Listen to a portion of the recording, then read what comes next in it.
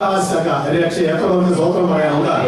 നിന്റെ മുഖത്തെ പ്രകാശിപ്പിക്കുന്നത് നിന്റെ അകത്തുന്ന രക്ഷയാണെങ്കിൽ രക്ഷയ്ക്ക് ആധാരമായിരിക്കുന്നത് ആദ്യ വിശുദ്ധ വിശ്വാസമാണ്. അങ്ങനെയെങ്കിൽ വിശ്വാസം എവിടെ നിന്ന് വരുന്നു? വിശ്വാസം പ്രസംഗത്താലല്ല, വിശ്വാസം കേൾവിയാൽ.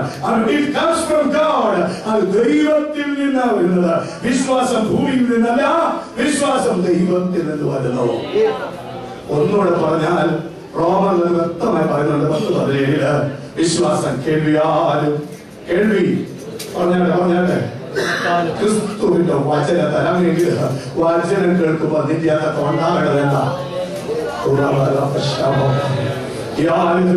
വാചനം വരുമ്പോൾ വിശുദ്ധ വിശ്വാസത്തെ അതിന്റെ ഉറപ്പിച്ച് നിർത്താൻ. കഴിഞ്ഞ രാത്രി നമ്മൾ കേട്ടല്ലോ, വിശ്വാസത്തെ ഉറപ്പിക്കണമെങ്കിൽ അവൻ നിന്റെ സ്നേഹബന്ധം ക്രിസ്തുവിൽ നിന്ന് വേർതിരിക്കാൻ ഒന്നിനെ കഴിയത്തില്ല എന്ന് ഒരു ബോധ്യം നിന്റെ അകത്തുണ്ടായിരിക്കണം.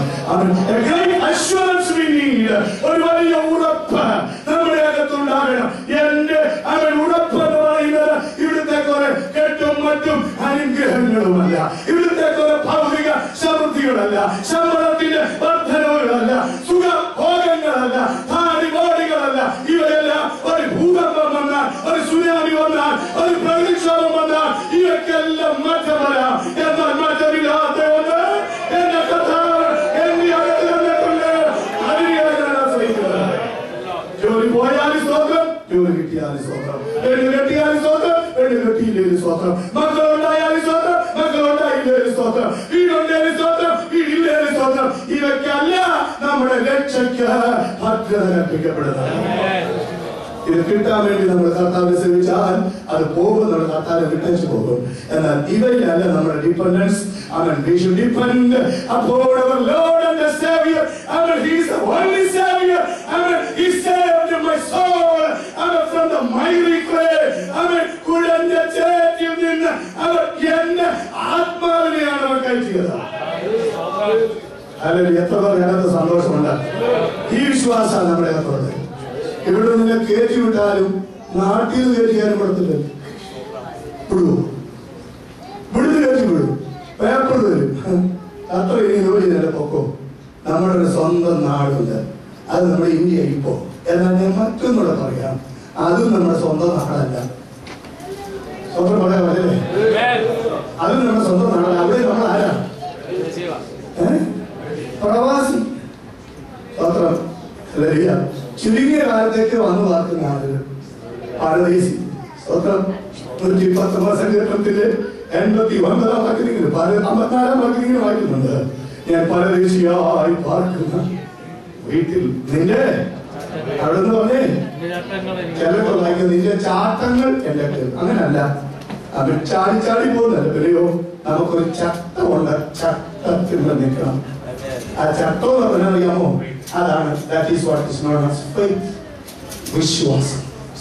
വിശ്വാസം എന്നതോ പറഞ്ഞാട്ടെ എന്നോട് ചേർന്ന് പറയാമോ? ആശിക്കുന്നതിന്റെ ഉറപ്പ്. പിന്നെ നമുക്ക് അൺസീൻ തിങ്സ് ഉണ്ട്, കാണാത്ത ചില കാര്യങ്ങൾ എല്ലാം അവിടെ നിന്ന് നമ്മുടെ കർത്താവ് രക്ഷിതാവായി വരാൻ പോകുന്നത്. അവിടെ നിന്ന് നമ്മുടെ കർത്താവ് രക്ഷിതാവായി വരാൻ പോകുന്നത്. അവൻ വന്ന് നമ്മുടെ കാഴ്ചയുള്ള ശരീരത്തെ പറയാമോ? നല്ല മഹത്വമുള്ള എത്ര പേർക്ക് പറയാൻ സന്തോഷമുണ്ട്. ഏഴുവിധ താഴ്ചയുള്ള നമ്മുടെ ശരീരത്തെ, ഏഴുവിധ ഉയർച്ചയുള്ള തന്റെ ശരീരത്തോട് അനുരൂപമായി രൂപാന്തരപ്പെടുത്തുന്ന ഒരു സൂര്യൻ വരാൻ വരെയാണ്. ആ പ്രത്യാശയുള്ള എല്ലാവരും ആ വിശ്വാസം നമ്മുടെ അകത്ത് നിറയുമ്പോൾ പുസ്തകം വിളിച്ചു പറയുന്നു, യൂദ വിളിച്ചു പറയുന്നു, അതിനെ ആധാരമാക്കി. ഇതാണ് ഞാൻ നിങ്ങൾക്ക് തരുന്ന ആധാരം. ഈ ഉറപ്പ് ആധാരമാക്കി എറിയണം. ഈ സ്പിരിച്വൽ എഡിഫിക്കേഷൻ എന്ന് പറഞ്ഞാൽ ആരെങ്കിലും സ്കൂളിനകത്ത് ദൂരം കൊടുക്കുന്നതല്ല. സ്വത്രം ലലിയ ഈ രോഗിക്ക് പണ്ടൊക്കെ എന്റെ ചെറുപ്പത്തിലൊക്കെ ഞങ്ങൾ തിരുവനന്തപുരം അവിടെ ഒരു കണിയാറുണ്ടായിരുന്നു. കണിയാറെന്നാ പറയുന്നത്. ഈ എന്നാ രോഗം വന്നാലും ഞങ്ങൾ അങ്ങോട്ട് ചെല്ലും. ചെല്ലുമ്പോൾ പുള്ളി പറയും, ആ ചുമന്ന വെള്ളം ഒരവസ്ഥ എടുക്കാൻ പറയും. ഒരു കുപ്പി ഇരിക്കുന്നത് ചുമന്ന കുപ്പി. ഇപ്പോഴത്തെ മഞ്ഞ നിറമുള്ള കുട്ടിയുണ്ട്. ഈ ഏറ്റവും കൂടുതൽ അസുഖമാണെങ്കിൽ വിഷമാണെങ്കിൽ രോഗമൊന്നും പോയി നോക്കത്തില്ല. ഈ ചുമന്ന മഞ്ഞങ്ങൾ ഒരുമിച്ച് കുടിച്ച് ഒറ്റ ഡോസാക്കി തരും, കുടിച്ചോളാൻ പറയും. ഞങ്ങൾ ഇഞ്ഞ് പോരും. വന്നു കഴിയുമ്പോൾ എല്ലാ കുഴപ്പമുണ്ടോ? ഒരു കുഴപ്പമില്ല. കാരണം കഴിച്ച ആഹാരം അറിയാമോ? പുഴുങ്കുരു, ആനിരിക്കാവള, ചക്ക, ഇതൊക്കെ തന്നെ ഭാഗത്തെടുത്ത ഈ സാധനങ്ങളൊക്കെ പറ്റിയ സാധനമില്ല. ഈ ചുമന്ന വെള്ളമാണ്. സ്വത്രം പണ്ട് കാലത്തെ കൊച്ചു ചുമന്ന വെള്ളവും മഞ്ഞ വെള്ളവും പിന്നെ ഇച്ചിരി നാരങ്ങ നീരും മുക്കി കൊടുത്താൽ ഇപ്പോഴത്തെ വേദന പൂർത്തിയാവുന്നില്ല. മനസ്സിലായോ? മെഡിക്കൽ സയൻസ് ഒക്കെ വളർന്നു, നമ്മളും വളർന്നു. ആധുനിക രോഗങ്ങളുടെ പേര് പറയാൻ ഇംഗ്ലീഷിൽ അക്ഷരങ്ങൾ കുറവാണ്.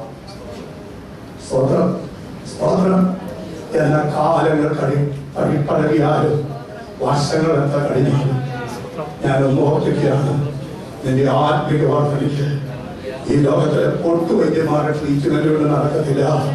അതിനൊരു ബെസ്റ്റ് ഫിസിഷ്യന്റെ അടുത്തേക്ക് നീ വരണം. ആ ബെസ്റ്റ് ഫിസിഷ്യൻ ആരെന്ന് ചോദിച്ചാൽ ദൈവത്തിന്റെ പരിശുദ്ധാത്മാവാണ്.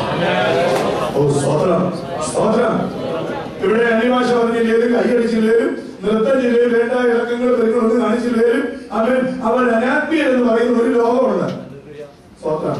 മിണ്ടാതിരിക്കുന്ന ആളുകൾ ഒരു മിണ്ടാത്തവരാണ്, അവർ കല്ല് ഒലിക്കുന്നതാണ് ഒക്കെ പറഞ്ഞ ടീമുകളുണ്ട്. ഞാനും അങ്ങനെയൊക്കെ പറഞ്ഞിട്ടുള്ള ടീമാണ്. സ്തോത്രം.